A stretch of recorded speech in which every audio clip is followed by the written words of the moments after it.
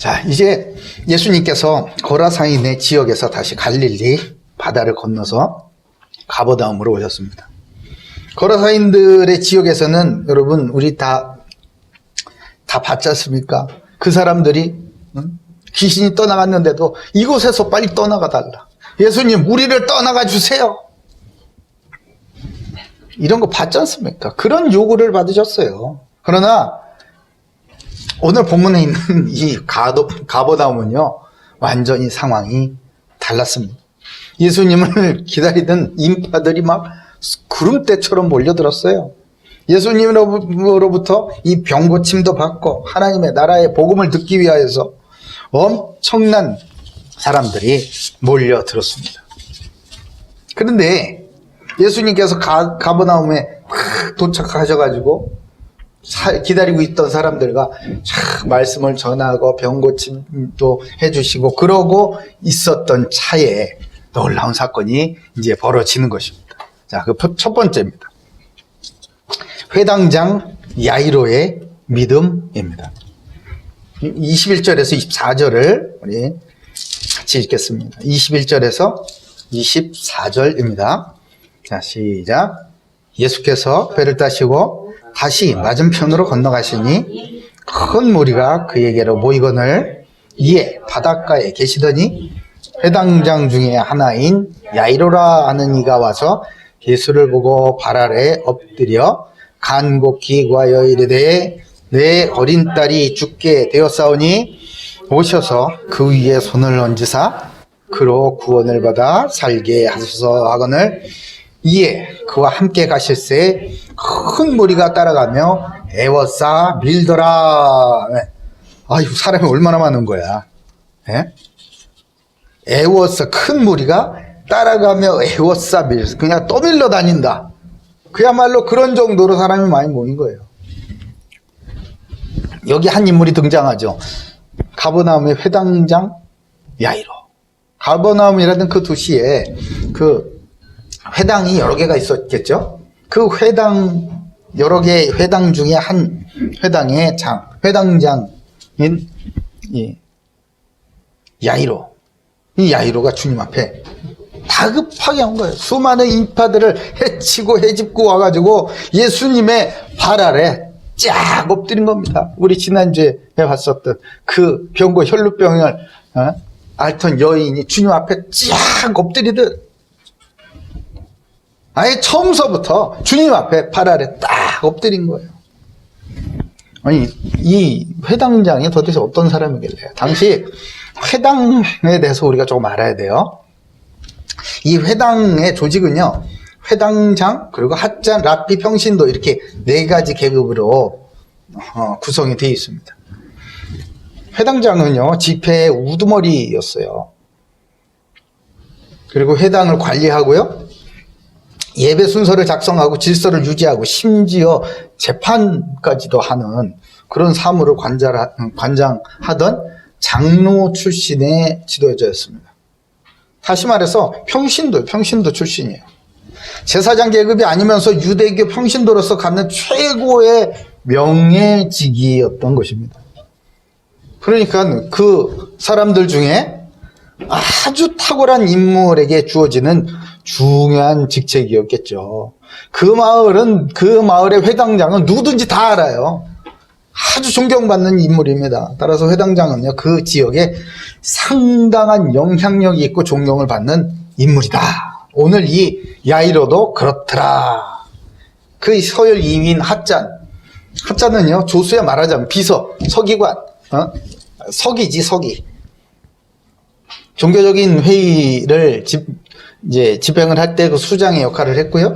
예배 시에 기도문과 성서를 낭독하는 일을 했습니다. 그리고 랍비는요, 서열 3위요. 우리가 알고 있는 그 랍비.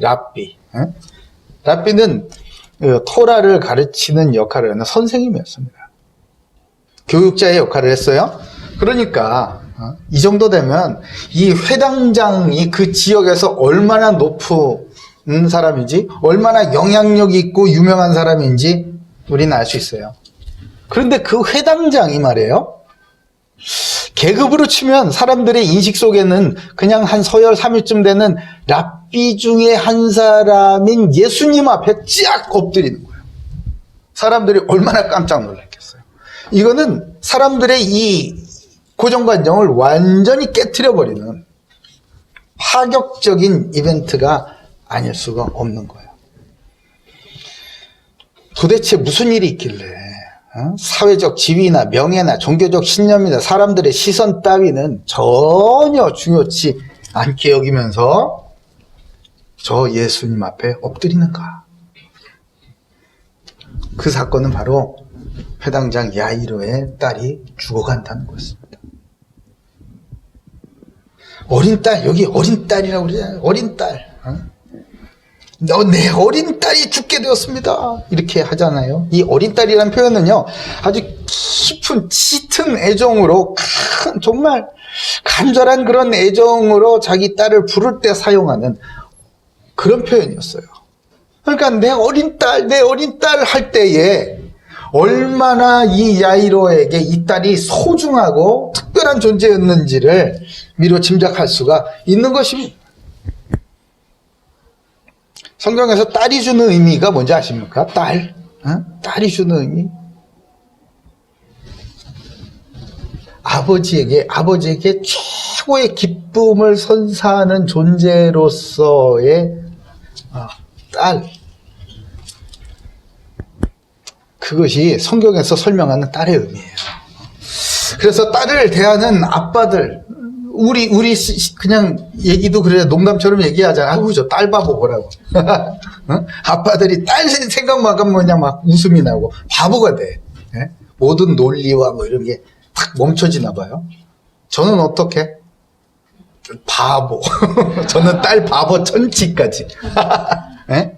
괜히 하하하 이렇게 웃게 되고 바보. 딸 바보 맞아요. 하나님께서 그렇게 지으셨습니다. 그런 회당장 야이로의 최고의 기쁨인 딸. 이사야서 62장 4절에는요. 이렇게 해서 다시는 너를 버림받은 자라 부르지 아니하며 다시는 내 땅을 황무지라 부르지 아니하고 오직 너를 헵시바라 하고 내 땅을 뷸라라 하리니. 이렇게. 이는 여호와께서 너를 기뻐하실 것이고 내 땅이 결혼한 것처럼 될 것임이라. 이렇게 설명하고 계세요. 내가 너를 헵시바 넌 내 딸이야. 이렇게 회복한 그 예루살렘, 회복한 그 이스라엘을요, 하나님께서 뭐라고 부르시냐면 너무 그 기쁨을 표현할 길이 없어요. 넌 내 딸이야. 이렇게 표현하신다는 거예요. 딸이 얼마나 특별한 존재인지, 얼마나 기쁨을 주는 존재인지 아시겠죠? 회당장 야이로는 사회적으로 막 존경받고 사랑하는 그 딸로 인해서요,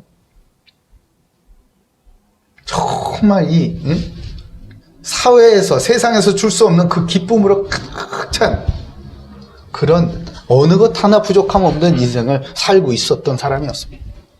그런데 말이에요, 이 야이로의, 회당장 야이로의 딸로 인하여서 이제 이 세상 무엇 하고도 채울 수 없는, 해결이 되지 않는 그 슬픔이 밀어닥치는 거예요. 그 가장 큰 기쁨이었었던 딸이 이제 병들어 죽어가는데 아무것도 할 수가 없는 거예요. 나는 회당장인데, 높은 자리에 있는 회당장인데 아무것도 못하는 거예요. 에레미야서 2장 15절엔 이렇게 말씀하십니다. 모든 지나가는 자들이 다 너를 향하여 박수치며 딸 예루살렘을 향하여 비웃고 머리를 흔들며 말하기를 온전한 영광이라 모든 세상들의 기쁨이라 일컬었었던 성이 이 성이냐? 세상에 어쩌다가 이렇게 되었는가? 야이로의, 회당장 야이로의 딸이 어쩌다가 이렇게 되었는가? 기쁨이 되었던 딸이 죽어가는데 아무것도 할 수 없는 거예요. 자기는 사회적으로 높고 돈도 많고 명예도 있고 존경도 받고 부족한 거 하나도 없는데 정작 자기가 그렇게 사랑하는 딸이 죽어가는데 나는 아무것도 할 수가 없는 깊은 슬픔에 빠지게 되었습니다. 절망에 빠지게 되었어요. 그럴 때에 이제 소식이 들려옵니다. 예수님이 다시 가버나움 우리 마을로 오셨다는 거예요. 그렇구나. 야이로는요, 이제 자신의 딸을 살리실 수 있는 유일한 소망 오직 예수뿐임을 확신하였습니다. 다시 손을 얹은 당시에 예수님께 이 말씀하잖아요. 예수님께 간곡히 23절에 보면 간곡히 구하여 이르되 내 어린 딸이 죽게 되었으니 오셔서 그 위에 손을 얹어 주셔서 그로 구원을 받게 하여 주시옵소서. 이렇게 간구하잖아요. 당시 이에 손을 얹어서 안수하는 것은요, 하나님의 은혜 축복을 바라는 그런 행위였습니다. 그 당시에 문화였어요. 그리고 병 낫기를 간구하는 일반적인 행위였습니다. 그러니까 예수님께 나와서 이 아이가 하나님의 축복과 하나님의 은혜를 덧입어서 병이 낫게 하여 주시옵소서 이렇게 기도한 거예요. 간절히. 그래서 야이로는 예수님께 손을 얹어서 딸이 질병의 고통에서 노임을 받게 해주시기를 간절히 구했다고 그러잖아요. 간절히 간곡하게 구하였다. 여기서 간곡하게 이 뜻은요, 그냥 우리가 말하라는 그 느낌상의 뭐 그런 정도가 아니고 시간이나 무게나 강도나 크기나 중량에 있어서 엄청나게 큰 이것을 여기서 말하는 이 간곡히예요. 간곡히. 그게 뭐였겠습니까? 예수님께서 오케이 내가 해줄게 걱정하지 마라 이렇게 대답해 주실 때까지 구했다는 거예요. 예수님 앞에 발 앞에 그냥 납작 엎드려서 그 마을에서 제일 존경받는 높으신 분이 나를 모르는 사람이 아무도 없어. 그런데 그 수많은 인파 속에서 예수님 앞에 납작 엎드려서 내 딸을 살려주십시오 라고 예수님께서 대답하실 때까지 구했다는 거 아닙니까? 시편 50편 15절 환난 날에 나를 부르라 내가 나를 건지리니 내가 나를 영화롭게 하리라. 아멘. 어려움 만났습니까? 주님 앞에 간절히 간곡히 부르짖으시기 바랍니다. 그러면요 그 믿음으로 부르짖는 그 부르짖음을 들으시고 바로 그 사람 주님 앞에 엎드린 그 사람으로 인하여서 하나님은 영광을 받으실 줄로 믿으시기 바라요. 회당장 야이로의 딸과 같이 이 세상에 다른 어떤 것도 줄 수 없는, 해결해 줄 수 없는, 구원해 줄 수 없는 여러분의 아픔이 뭔가요? 야이로에게 그 딸이 정말 기쁨의 원천이었었던 것처럼 여러분의 기쁨의 원천은 뭔가요? 이것만 생각하면 내가 에너지가 막 돌아, 힘이 막 나고 누웠었다가도 벌떡벌떡 일어나게 되고, 그것이 무엇이든 간에 지금 병들어 죽어가고 있다면 여러분 누구 앞으로 나아가시겠습니까? 죽어가는 그것이 무엇인가요? 여러분의 꿈이에요? 야망입니까? 계획이에요? 아니면 어떤 사람입니까? 죽은 것 같은 우리 가정인가요? 아니면 내 사업이에요?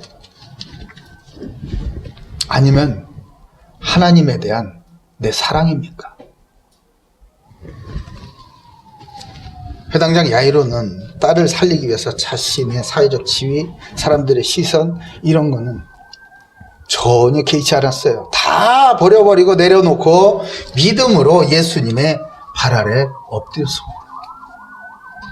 내 생각이나 내 상황 같은 것은 이제 버려버리세요. 그리고 그 손을 얹어 나를 구원해달라고 예수님 앞에 엎드려 간구하여 응답받는 고대교의 모든 가족들 되시길 주님의 이름으로 축복합니다.